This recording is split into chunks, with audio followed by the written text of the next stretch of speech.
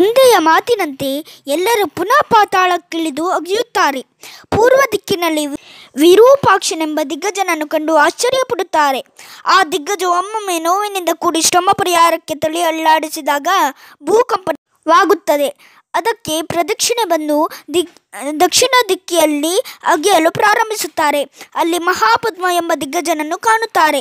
ಅದಕ್ಕೂ ಪ್ರದಕ್ಷಿಣೆ ನಮಸ್ಕಾರಗಳನ್ನು ಮಾಡಿ ಪಶ್ಚಿಮ ದಿಕ್ಕಿನಲ್ಲಿ ಅಗೆಯಲು ಪ್ರಾರಂಭಿಸುತ್ತಾರೆ. ಅಲ್ಲಿ ಸೋಮನಸ ಎಂಬ ದಿಗ್ಗಜನನ್ನು ಕಾಣುತ್ತಾರೆ. ಅದಕ್ಕೂ ನಮಸ್ಕರಿಸಿ ಅಲ್ಲಿಂದ ಮುಂದೆ ಉತ್ತರ ದಿಕ್ಕಿನಲ್ಲಿ ಅಗೆಯುತ್ತಾ ಭದ್ರ ಎಂಬ ಹೆಸರಿನ ಶ್ವೇತವರ್ಣವುಳ್ಳ ದಿಗ್ಗಜನನ್ನು ಕಂಡು ಆಶ್ಚರ್ಯಪಡುತ್ತಾರೆ. ಅದಕ್ಕೂ ಪ್ರದಕ್ಷಿಣೆ ನಮಸ್ಕಾರ ಮಾಡಿ ಅಗೆದರೂ ಕುದುರೆಯ ಪತ್ತೆಯಾಗಲಿಲ್ಲ. ಆಗ ಈಶಾನ್ಯದಲ್ಲಿ ಅಗೆಯುತ್ತಾರೆ. ಈಶಾನ್ಯದಲ್ಲಿ ವಾಸುದೇವನು ಕಪಿಲ ಋಷಿಯ ರೂಪದಲ್ಲಿರುವುದನ್ನು ಕಾಣುತ್ತಾರೆ. ಅಲ್ಲಿಯೇ ಕುದುರೆ ನಿಂತಿರುತ್ತದೆ. ಆ ಋಷಿಯೇ ಕುದುರೆ ಕದ್ದವನೆಂದು ತೀರ್ಮಾನಿಸಿ, ನಾವು ಸಗರ ಪುತ್ರರು 60,000 ಬಂದಿದ್ದೇವೆ ಎಂದು ಕೈಯಲ್ಲಿ ನೇಗಿಲು ಗುದ್ದಲಿ ಕಳ್ಳುಗಳನ್ನು ತೆಗೆದುಕೊಂಡು ಆತ ನಿದ್ದೆಗೆ ಓಡುತ್ತಾರೆ. ಆಗ ಕಪಿಲ ಮುನಿಯು ರೋಷದಿಂದ ಹುಂಕಾರ ಮಾಡುತ್ತಾನೆ. ಅವರೆಲ್ಲರೂ ಸುಟ್ಟು ಭಸ್ಮವಾಗುತ್ತಾರೆ. ಬಹಳ ಕಾಲದ ನಂತರವೂ ಮಕ್ಕಳು ಬಾರದಿದ್ದನ್ನು ಕಂಡು ಮೊಮ್ಮಗ ಅಶ್ವಮಂತನಿಗೆ ಚಿಕ್ಕಪ್ಪಂದಿರನ್ನು ಕುದುರೆಯನ್ನು ಹುಡುಕಿ ತರುವಂತೆ ಹೇಳುತ್ತಾರೆ. ಚಿಕ್ಕಪ್ಪಂದಿರು ಹೋದ ಮಾರ್ಗದಲ್ಲಿ ಅಂಶುಮಂತನು ಹೋಗಿ ದಿಗ್ಗಜನನ್ನು ಕಂಡು ನಮಸ್ಕರಿಸುತ್ತಾನೆ. ನನಗೆ ಕುದುರೆ ಸಿಕ್ಕುತ್ತದೆಂದು ಅವರು ತಿಳಿಸುತ್ತಾರೆ.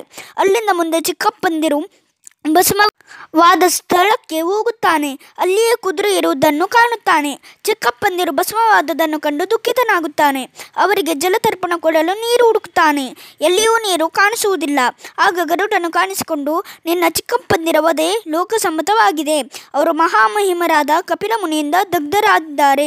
ಅವರಿಗೆ ಸಾಮಾನ್ಯ ನೀರಿನಿಂದಲ್ಲ, ಲೋಕಪಾವನಿಯಾದ ಗಂಗಾ ಜಲದಿಂದ ತರ್ಪಣೆ ಕೊಡು. ಮೊದಲು ಕುದುರೆಯನ್ನು ತೆಗೆದುಕೊಂಡು ಹೋಗಿ ಯಜ್ಞ ಪೂರ್ತಿಯಾಗುವಂತೆ ಮಾಡು ಎನ್ನುತ್ತಾನೆ. ಅಂಶುಮಂತನು ಕುದುರೆಯೊಂದಿಗೆ ಬಂದು ಎಲ್ಲ ವೃತ್ತಾಂತವನ್ನು ತಿಳಿಸುತ್ತಾನೆ. ಸಗರನು ಯಜ್ಞ ಪೂರ್ತಿಗೊಳಿಸಿ ಪಟ್ಟಣಕ್ಕೆ ಹಿಂದಿರುಗುತ್ತಾನೆ. ಆದರೆ ಗಂಗೆಯನ್ನು ತರುವುದು ಹೇಗೆಂದು ಮಾತ್ರ ತೋಚದೆ ಚಿಂತಾಕ್ರಾಂತನಾಗುತ್ತಾನೆ. 30,000 ವರ್ಷ ರಾಜ್ಯವಾಳಿ ಸ್ವರ್ಗಲೋಕ ಪಡೆಯುತ್ತಾನೆ. ಸಗರನ ನಂತರ ಅಂಶುಮಂತನು ರಾಜ್ಯವಾಳುತ್ತಾನೆ. ಅವನು ಮಗ ದಿಲೀಪನಿಗೆ ಪಟ್ಟ ಕಟ್ಟಿ ಹಿಮವತ್ ಪರ್ವತದಲ್ಲಿ 32 ವರ್ಷ ತಪಸ್ಸು ಮಾಡಿ ಸ್ವರ್ಗ ಪಡೆಯುತ್ತಾನೆ. ದಿಲೀಪನು ಹಲವು ಯಜ್ಞಗಳನ್ನು ಮಾಡಿ 30 ವರ್ಷ ರಾಜ್ಯವಾಳಿ ಮಗನಾದ ಭಗೀರಥನಿಗೆ ಪಟ್ಟ ಕಟ್ಟುತ್ತಾನೆ.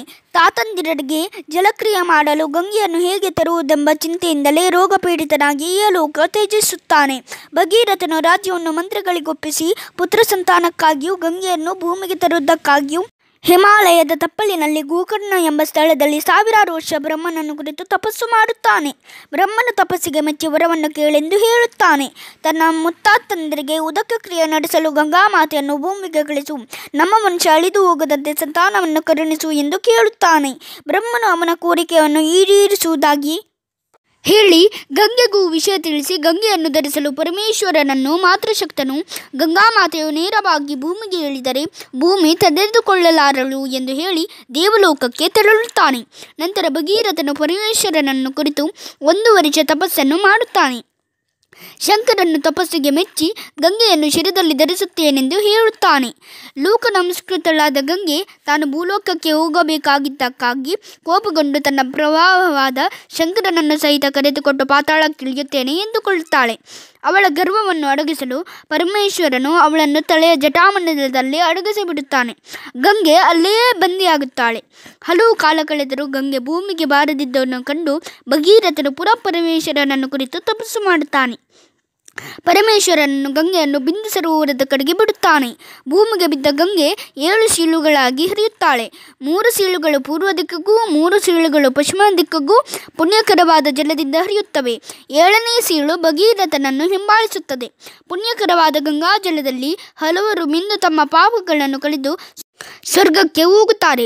ಭಗೀರಥನ ಹಿಂದೆ ಹೋಗುತ್ತಿರುವ ಗಂಗೆ ದಾರಿಯಲ್ಲಿ ಜನ್ನು ಎಂಬ ಮುನಿಯ ಆಶ್ರಮವನ್ನು ನೀರಿನಿಂದ ಮುಳುಗಿಸುತ್ತಾ ತಪಸ್ಸಿದ್ಧಿಯ ಮೂಲಕ ಗಂಗೆಯ ಅಹಂಕಾರವನ್ನು ಕಂಡು ಜನ್ನು ಗಂಗೆಯ ಎಲ್ಲ ನೀರನ್ನು ಕುಡಿದು ಬಿಡುತ್ತಾನೆ. ದೇವತೆಗಳು ಗಂಧರ್ವರು ಋಷಿಗಳ ಜನ್ನುವನ್ನು ಪೂಜಿಸಿ ಆಕೆಯನ್ನು ಮಗಳಾಗಿ ಸ್ವೀಕರಿಸಬೇಕೆಂದು ಬೇಡಿಕೊಳ್ಳುತ್ತಾರೆ. ಮುನಿಯು ತನ್ನ ಕಿವಿಗಳ ಮೂಲಕ ನೀರನ್ನು ಹೊರಗೆ ಬಿಡುತ್ತಾನೆ. ನಂತರ ಗಂಗೆಯು ಜಾಹ್ನವಿ ಎಂಬ ಹೆಸರಿನಲ್ಲಿ ಕರೆಯಲ್ಪಡುತ್ತಾಳೆ.